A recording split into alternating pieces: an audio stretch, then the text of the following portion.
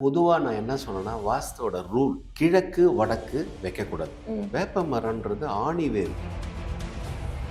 தோட்டம் போன்ற பகுதியில வச்சுக்கலாம். அந்த காலத்துல ஏன் வேப்ப மரம் வச்சுட்டு இருந்தாங்கன்னா, தோட்டத்திலேயே அது முளைச்சிடும். அதுவா வந்துரும். இப்ப நான் பாட்டுலயே சொல்லிட்டேன்னா, பருத்தி, அகத்தி, பனை, நாவல், நெல்லி வந்துடுச்சு. இருக்கு. நெல்லி மரத்தை வீட்டுல வைக்கக்கூடாது. மேற்கு மத்தியமத்துல இருந்தா வெட்டாதீங்க, விட்டுடுங்க அதை. ஓகே. அது ஒரு சில சீக்ரெட் இருக்கு அதுல.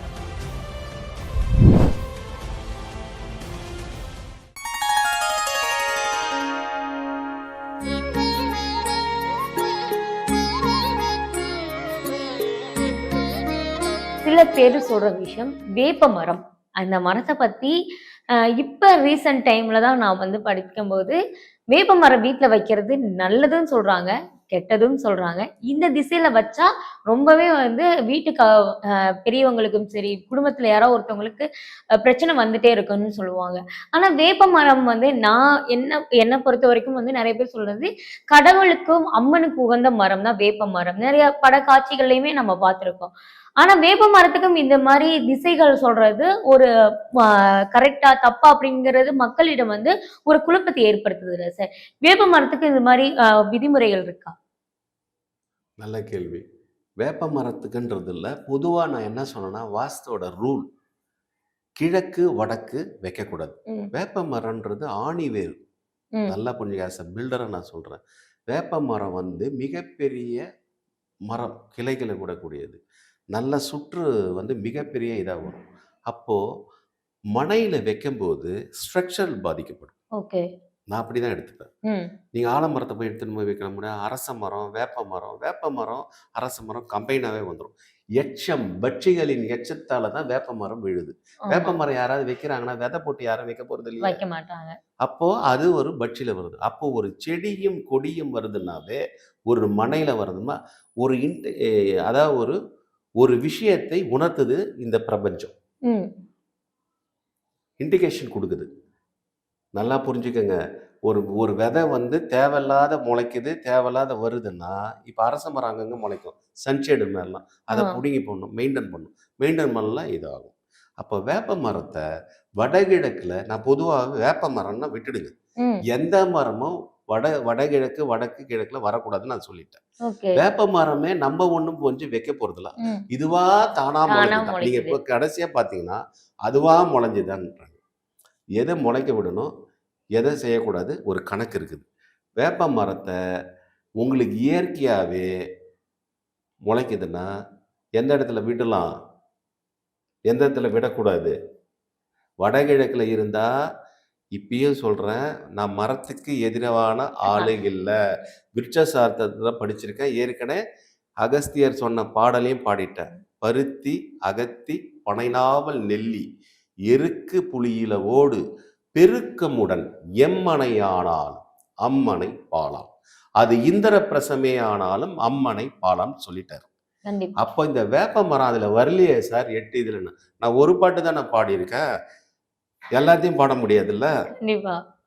அப்போ வேப்ப மரம் எங்க வைக்கலான்னு நீங்களா போட்டு யாரும் வரல. அதுவா தான் வரும். வளரும். வேப்ப மரத்தை யாருமே வளர்க்க போறது கிடையாது. அது வந்து குளிர்ச்சி வருது. அதெல்லாம் உண்மைதான். வேப்ப மரம் வந்து ஸ்ட்ரக்சரல் வீக் ஆகும். காம்பவுண்ட் வால்ஸ் வரும், கிராக் வரும், பில்டிங் வரும். அப்ப அந்த மரத்தை தவிர்ப்பது நல்லது. ஓகே.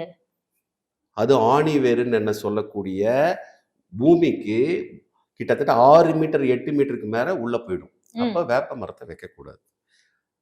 பொதுவாவே வீட்டு குடியிருப்புல உயரமான மரங்களை வைக்காதீங்க.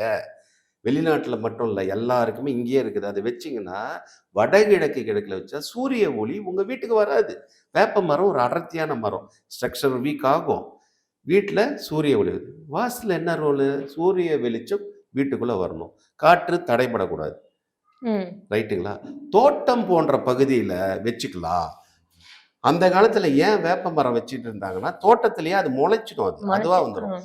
தோட்டம்ன்றது ஏக்கர் கணக்குல காடு.